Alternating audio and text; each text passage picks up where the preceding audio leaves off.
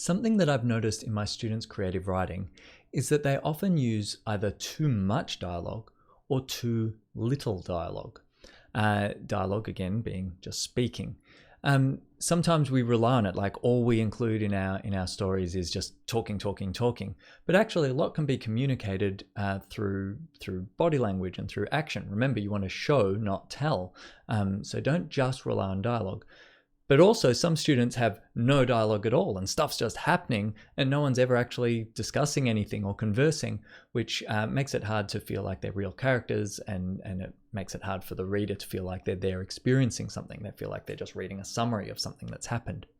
So to help you practice that, I've got this little story inspired by a true story about two people who are waiting for a train and then they nearly get hit. I'll read it out just to make sure you've got the flow of the story. It's and what you'll notice is I've got pretty much every line has talking in it. It's pretty much all dialogue, and you'll see that's kind of silly in some parts. So let me read it through and then tell you what I want you to do with this. I'll do some voices. How would Dave talk? Geez, it's cold. Yeah, that sounds good. Geez, it's cold, said Dave. I know. How long till the train arrives? Asked Bob.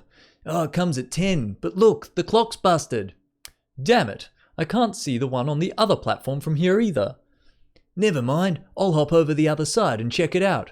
Careful of trains, warned Bob. It's fine. Look, I'm down already, reassured Dave. What time does it say? Asked Bob. Hold on. I need to cross to the other side to see it. Well, what time is it? Weird. It's 10 already. Dave, I think I hear the train. Oh no, screamed Dave. I can't get back up. Hurry, it's coming. Help me up. I've got your arm. Oh, just made it, panted Dave. That was way too close.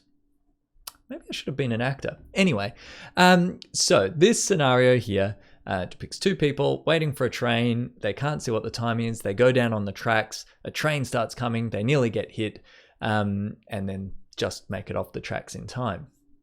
But as you can see, it's got far too much dialogue. And at some points, what they're saying is ridiculous because you wouldn't say that in real life because people would see it happen, or just through the shared experience, it doesn't need to be said.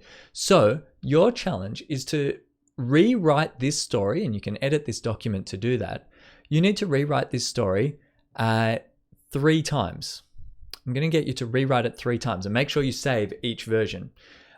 So the first time, I want you to try to remove 1/2 of the dialogue. You can see I've written here, rewrite this situation with approximately half as much dialogue. So what that means is you need to find roughly 50%, and I'm not going to be, a real stickler for this, but roughly half of this dialogue, you should be switching out for description, actions, and maybe the person's thoughts and things like that. So let me demonstrate with the very first line. You could remove this line and replace it with a description of what's happening. So instead of him saying, geez, it's cold, we could use the principle of show, don't tell. Geez, it's cold is telling. He's telling the audience that he is cold, telling the reader that he is cold. We could show that by adding in some description. We could say, Dave shivered as the icy wind ran through the empty train station. Right, so we could remove that line, replace it with some description, and you need to do that with about half.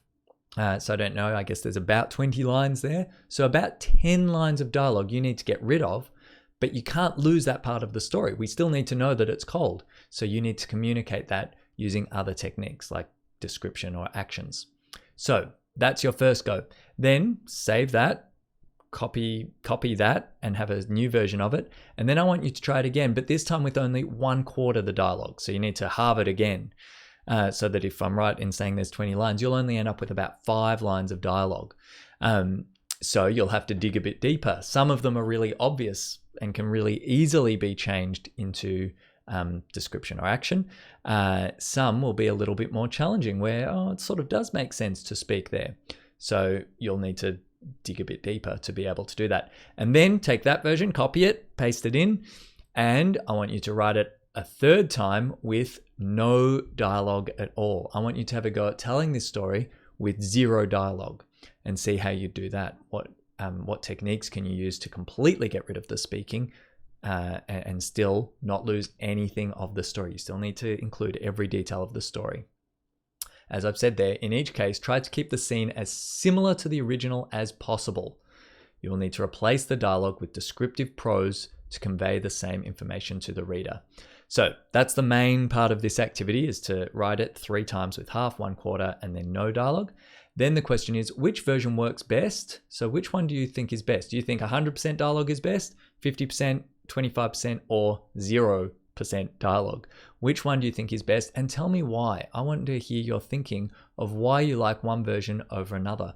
What is it about it? Does it make the story more interesting? Do you think it would engage the reader better? Does it paint a clearer picture, and is it clearer in how it tells the story? Does it feel more natural? Whatever it is, what's your reason for saying which one of those is best? And then I want you to answer the question, when you are writing your own stories, approximately what percentage of the page should be dialogue in your own stories? So that will be drawn straight out of your answer to question 2, but I want you to think about when you finish a page of your own writing. Sorry, I just bumped my microphone. When you finish a page of your own writing, what percentage of that page should be dialogue?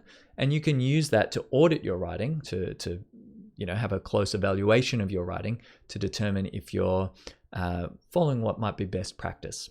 Okay, can't wait to see how you approach this challenge, make those changes, and I'm really keen to know how much dialogue you think your stories should have.